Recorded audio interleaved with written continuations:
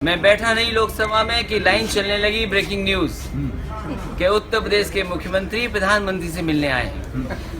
आप लोग भी कलयुग के संजय हैं और आपकी सच्चाई इतनी निकली कि सेंट्रल हॉल में जब मैं खड़ा था तो प्रधानमंत्री जी से मुलाकात हुई। में मुझे रात को जानकारी मिली कि पैसे 500 और 1000 बंद हो रहे हैं, तो मैं समझ गया कि लोगों को तकलीफ होने जा रही है। और उसी समय मैंने सबसे पहले कहा कि लोगों को तकलीफ नहीं होनी चाहिए। नमस्कार, बीपी न्यूज़ में आप सभी दोस्तों का एक बार फिर से बहुत बहुत स्वागत है। दोस्तों, आज समाजवादी पार्टी का लोकसभा में केवल 5 सदस्य हैं। 2014 की बात करें तो 2014 में भी 5 सदस्य थे, लेकिन उस समय माहौल कुछ दूसरा था। आज स्वयं राष्ट्रीय अध्यक्ष अखिलेश यादव संसद में हैं, लेकिन उस समय मुख्यमंत्री हुआ करते थे 2014 में। आज समाजवादी पार्टी के अध्यक्ष अखिलेश यादव 5 सांसदों के साथ लोकसभा में प्रतिनिधित्व कर रहे हैं और वहां पे यूपी की जनता की आवाज़ उठा रहे हैं। आजम खान की बात करें तो आजम खान भी लगातार 3 तलाक होती है।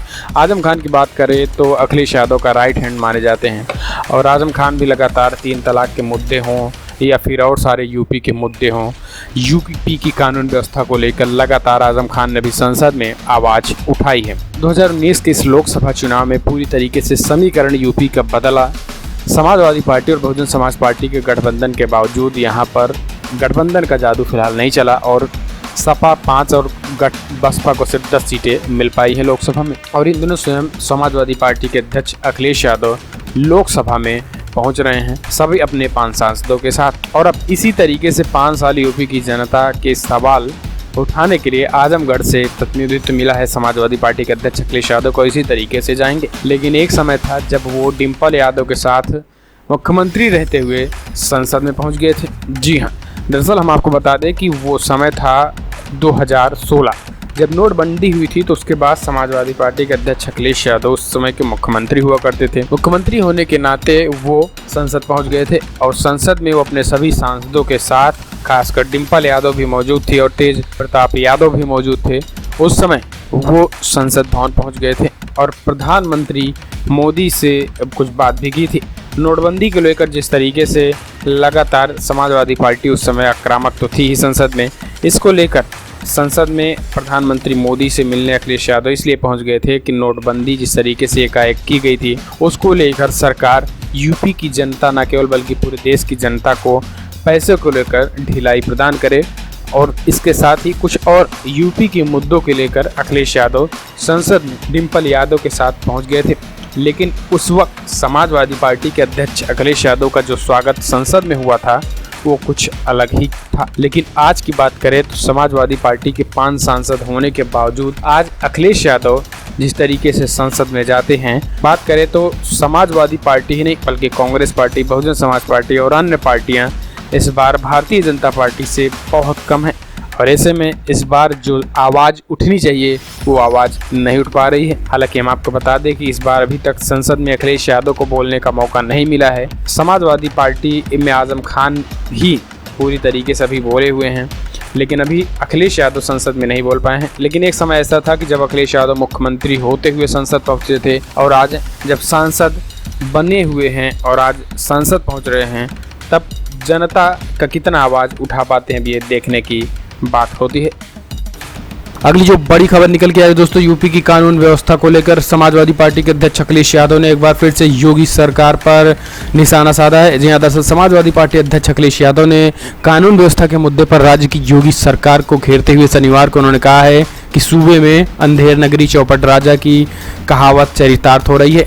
अखिलेश ने कहा है कि बीजेपी सरकार आंकड़े दबाकर प्रदेश में कानून व्यवस्था के नियंत्रण में होने का खोखला दावा कर रही है, जबकि कोई दिन ऐसा नहीं जाता है जब हत्या, लूट, बलात्कार की घटनाएं न घटती हो। बीजेपी सरकार के बड़बोलेपन पर आरोपियों पर तो कोई असर नहीं हुआ है, उल्टे पुलिस की कानून हाथ में लेकर लोगों को प्रताड़ित करने लगी है। अखिलेश ने कहा है कि हालात किस कदर बिगड़ गए हैं, इसे जाहिर करने के लिए एक घटना ही पर्याप्त है। लखनऊ में एक किशोर को घर में उठाकर पुलिस चौकी में बंद रखा है। निर्दोष से जुर्म जबरन कबूलवाने के लिए उसको बर्बरता से पीटा गया और बूट से पैर से कचले गए हैं। जबकि ये हालात मुख्यमंत्री योगी आखिर कैसे अपने राज्य में शांति व्यवस्था बनाए रह सकती है।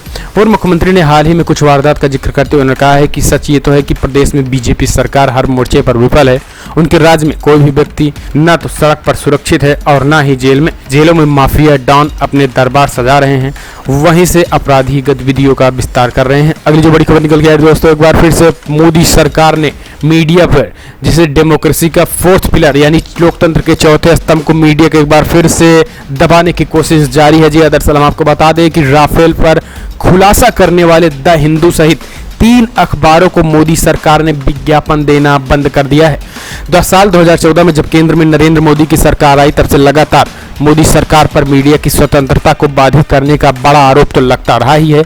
इस दौरान ये भी आंकड़ा आ गया है कि नई सरकार प्रेस की आज़ादी पर लगाम लगा रही है, यानी मोदी सरकार पार्ट 2 फिर से प्रेस की आज़ादी पर और कड़ाई से लगाम लगा रही है। कुछ पत्रकारों की तरफ से तो यहाँ तक कहा गया है कि केंद्र सरकार की आलोचना करने पर उन्हें धमकियां दी जा रही हैं, यानी चहुओर सरकार की मंशा पर सवाल उठाए जा रहे थे। इसी तरीके से एक और खबर सामने आई है। समाचार एजेंसी रॉयटर्स के मुताबिक मोदी सरकार ने 3 बड़े मीडिया समूह के अखबारों को सरकारी विज्ञापन देना बंद कर दिया है। इस लिस्ट में राफेल पर पीएमओ की दखल का खुलासा करने वाले द हिंदू अखबार भी शामिल है। विज्ञापन बंद करने की कार्रवाई बीजेपी के सत्ता में दोबारा लौटने के बाद की गई है। जिन अखबारों को विज्ञापन रोके गए हैं उनकी रीडरशिप 2.6 करोड़ से ज्यादा है। बोनेट, कोलमैन कंपनी अखबार, द टाइम्स ऑफ इंडिया और द इकोनॉमिक टाइम्स जैसे बड़े अखबारों की रिपोर्टिंग से नाखुश होकर ये फैसला लिया गया है। ऐसा इस कंपनी के एग्जीक्यूटिव का कहना है कि टाइम्स ग्रुप के 15% ऐड सरकार की तरफ से ही आते हैं, जो सरकारी टेंडर और लोगों के लिए सरकारी स्कीम के ऐड होते हैं। तो वहीं एबीपी ग्रुप के अखबार द टेलीग्राफ के भी लगभग 15% विज्ञापन सरकार की तरफ से ही मिलते हैं।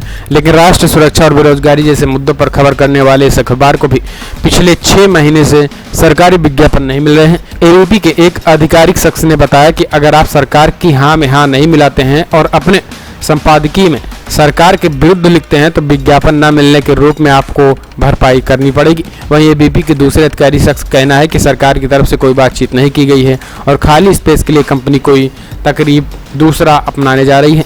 अगली जो बड़ी खबर निकल के आ रही दोस्तों वो है बीजेपी के बैटमार विधायक आकाश विजयवर्गीय, कैलाश विजयवर्गीय, बीजेपी के बड़े नेता को अब राहत मिल गई है। भोपाल की स्पेशल कोर्ट ने जमानत दे दी है। जी हाँ, दरअसल इंदौर नगर निगम के एक अधिकारी को क्रिकेट बैट से पीटने के बहुचर्चित मामले में गिरफ्तारी हुई भाजपा विधायक आकाश विजयवर्गीय को भोपाल की विशेष अदालत ने शनिवार को जमानत पर रिहा करने का आदेश दे दिया है। इसके अलावा अदालत ने उन्हें एक अन्य मामले में भी जमानत दे दी है। दोनों मामले में उन्होंने 20-20 हज़ार रुपये के मुचलके पर जमानत मिली है। विधायक विजयवर्गीय के वकील पुष्पमित्र भार्गव ने बताया है कि भोपाल की विशेष अदालत ने अतिरिक्त सत्र न्यायालय सोरेन सिंह ने आकाश विजयवर्गीय की जमानत अर्जी पर आज सुनवाई के बाद दोनों मामलों में उन्हें 20-20 हज़ार रुपये के मुचलके पर जमानत पर रिहा करने का आदेश दे दिया है। तो अपने आप में एक बेहद बड़ी खबर माना जा रहा था कि बीजेपी के नेताओं के जिस तरीके से गुंडागर्दी चल रही थी, कुछ दिन उनको 10 तारीख तक फिलहाल उनको अंडर कस्टडी में लिया गया था, लेकिन उससे पहले ही कोर्ट ने बरी कर दिया है। अगली जो बड़ी खबर निकल के आई दोस्तों, बीजेपी नेताओं की नहीं थम रही गुंडागर्दी। अब सतना में भाजपा नेता सीएमओ की बेरहमी से पिटाई कर दी है। जी हाँ, विजय सत्ता के नशे में चूर बीजेपी नेताओं की गुंडागर्दी थमने का नाम नहीं ले रही है। इंदौर में बीजेपी विधायक आकाश विजयवर्गीय द्वारा नगर निगम अधिकारियों की पिटाई के बाद सतना में बीजेपी के नगर पंचायत अध्यक्ष राम सुशील पटेल की गुंडागर्दी का मामला सामने आया है। जानकारी के मुताबिक सुशील पटेल ने परिषद कार्यालय पहुंचकर जिले में पदस्थ सीएमओ पर जानलेवा हमला किया है। इस हमले में सीएमओ को बेहद गंभीर चोटें आई हैं। लहूलुहान हाल में सीएमओ को रामनगर सामुदायिक स्वास्थ्य केंद्र भेजा गया था, लेकिन जिस तरीके से बीजेपी की गुंडागर्दी देखने को मिल रही है के बाद उससे सवाल अब बीजेपी के नेताओं पर खड़े होने शुरू हो गए हैं। अगली जो बड़ी खबर निकल के आई दोस्तों वो भी है बीजेपी के नेता से रिलेटेड। अब एक और बीजेपी नेता अधिकारी को डराने के लिए बल्ला दिखाया है। आरजेडी बोली है कि अब बीजेपी के संस्कार सामने निकल के आ रहे हैं। जी हाँ, लोकसभा चुनाव में मिले प्रचंड बहुमत के बाद बीजेपी नेताओं की गुंडागर्दी अब निकल के सामने आ रही है। इसका अंदाजा इस बात से लगाया जा रहा है कि बीते 2 दिन में बीजेपी नेताओं द्वारा अधिकारियों को पीटने और धमकाने के 4-5 मामले सामने आ चुके हैं। ताज़ा मामला तो मध्य प्रदेश से ही है। सूबे के दमोह जिले में बीजेपी युवा मोर्चा के जिला उपाध्यक्ष विवेक अग्रवाल ने बीजेपी विधायक आकाश विजयवर्गीय की तर्ज पर दमोह नगर पालिका के लेखा अधिकारी अनिल गुप्ता को क्रिकेट का बैट दिखाकर धमकी दे डाली है। गुरुवार को विवेक अग्रवाल नगर पालिका पहुंचे और उन्होंने लेखाधिकारी के कक्ष में जाकर उन्हें क्रिकेट का बैट दिखाते हुए धमकी दी कि यदि ठीक से काम नहीं किया तो उन्हें मजबूरन होकर विधायक आकाश की तरह बैट का भी उपयोग करना पड़ेगा।